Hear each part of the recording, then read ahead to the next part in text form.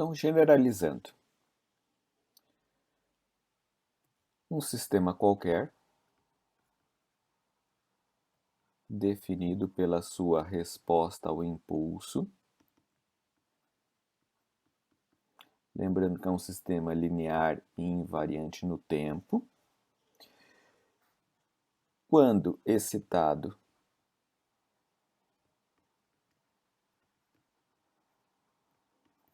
por x de t igual a e na mais j ômega t, lembrando que pela relação de Euler nós temos cosseno de ômega t mais j seno de ômega t.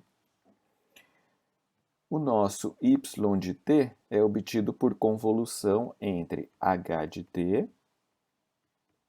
com x de t. Abrindo a convolução, HA x de t menos a dA. Substituindo o termo x que nós conhecemos, nossa excitação senoidal ou exponencial complexa, fica HA e na mais j ômega t menos a dA. Expandindo o termo exponencial, separando, na verdade, em dois fatores, j ômega t e na menos j ômega a dA. Nós obtemos, então, este termo e na mais j ômega t é constante para a integração, e na mais j ômega t. Integral de menos infinito a mais infinito, HA, e na menos j ômega a dA. Então vejam, este termo em chaves é uma função, vou chamar de h, da variável ômega. Por quê? Quando eu integrar o a e substituir o a pelos limites, desde que isso aqui converja, então, se convergir, quem convergir? Se a integral convergir, eu vou ter uma função em ômega que vai ser complexa. Pode ser real? Pode, mas a princípio, pela presença do nosso raiz de menos 1, o j, ela deve ser complexa. Isso implica que o nosso y de t é e na mais j ômega t h que multiplica ômega, ou h que multiplica ômega, desculpa, h de ômega que multiplica x de t. Então veja, o resultado pode ser complexo? Pode, porque a função h de ômega é complexa, ou tem possibilidade de ser complexa. Esse fato de ser complexo está ligado justamente com a relação de Euler, porque o nosso exponencial complexo é seno e cosseno. Colocar aqui, né? Cosseno de ômega t mais j seno de ômega t. Se eu trabalhasse com seno ou cosseno separadamente, aí sim esse valor não seria complexo, né? Bom, toda vez que eu tenho esta relação, ou seja, o sinal de entrada aparece na saída carregado de um número, eu digo que esse termo exponencial é uma autofunção. Só arrumar aqui. Autofunção. E esse termo h é o seu alto valor associado. Um ponto que eu quero reforçar, ômega fixo. Então, estou operando circuito, sistema, para uma excitação numa frequência específica. Vou colocar aqui exemplo. 60 Hz, que equivalente seria 120 pi radianos por segundo. Lembrar sempre que a gente trabalha com radianos por segundo. Então é como se eu citasse um circuito qualquer, definido, cuja resposta ao impulso eu conheço. Eu vou obter um termo H de ômega, que vai ser esta operação integral da resposta do impulso por esse exponencial. Vocês vão ver posteriormente que isso aqui tem a cara de transformada de Fourier. Não vou dizer que ainda é transformada de Fourier, porque ainda está faltando alguns elementos, tá? Mas só para a gente deixar iniciado aqui, o nosso H de ômega é integral de menos infinito a mais infinito, H de t, ena menos j ômega t, dt. Eu troquei aqui a variável auxiliar para t, só para trabalhar com H de t diretamente.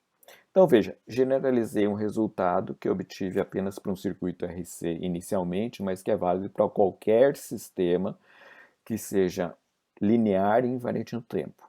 Eu vou encontrar essa relação fasorial. Note também que eu não alterei a frequência do sinal de saída continua sendo a mesma frequência do sinal de entrada. Eu simplesmente estou modificando a sua magnitude e fase. Ok? Então, sistema linear invariante no tempo não muda a frequência. Um retificador, por exemplo, não é um circuito linear, porque ele vai mudar a frequência. Um retificador de onda completa, por exemplo. Tá? Então, só para a gente saber em que elementos físicos nós estamos, com que elementos físicos nós estamos trabalhando. Então, resumo da nossa excitação periódica. Bom, nós partimos da premissa que nós utilizaríamos o sinal impulso. Por quê? Porque ele permite uma convolução rápida e simples, matematicamente falando.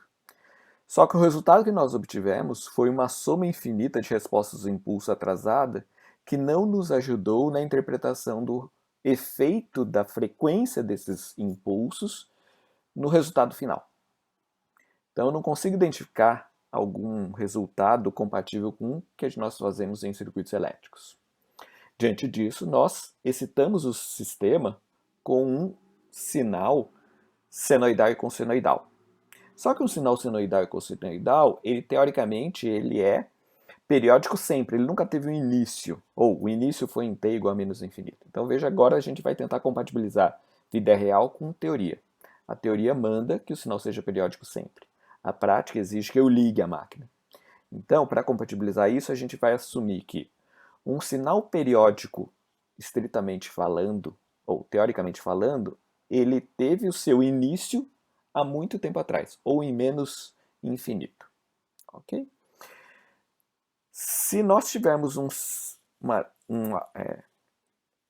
situação prática em que eu tenho que ligar uma máquina, eu vou ligar a máquina, esperar um bom tempo e aí começar a analisar o resultado do seu regime permanente. Ou seja, a máquina, a excitação ocorreu há muito tempo atrás, para que só então, quando eu entre em regime permanente, eu considere que aquele resultado daquele instante, normalmente a gente nomeia como t igual a zero para referência, ocorreu para t negativo, inclusive. Então veja, é como se fosse uma cópia daquele regime permanente para trás.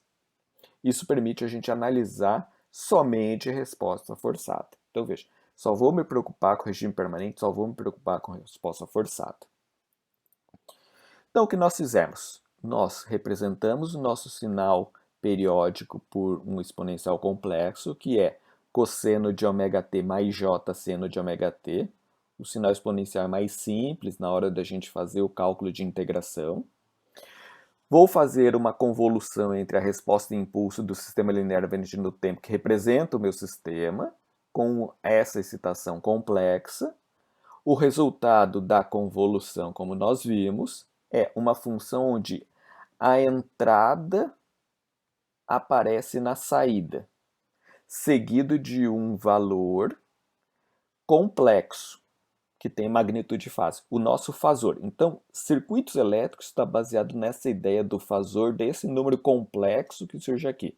Por isso que a gente transforma esse número complexo em magnitude e fase. Eu poderia traduzir em parte real e parte imaginária? Podia, só que nós estamos mais acostumados com notação fasorial. E quando a excitação aparece na saída carregada de um número, não importa se é complexo, real, imaginário, essa excitação é uma autofunção e esse fasor é um autovalor.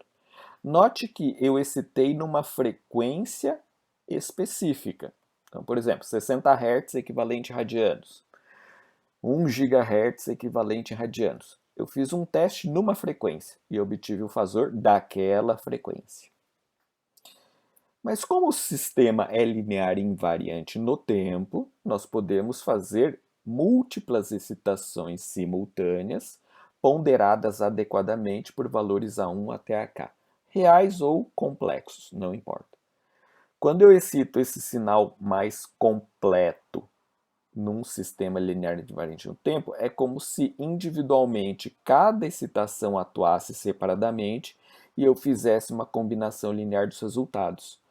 Note, este BK é simplesmente o resultado da excitação do sistema pelo exponencial complexo específico, numa frequência específica, ω1, ω2, ω3, ponderado pelo valor AK de cada excitação.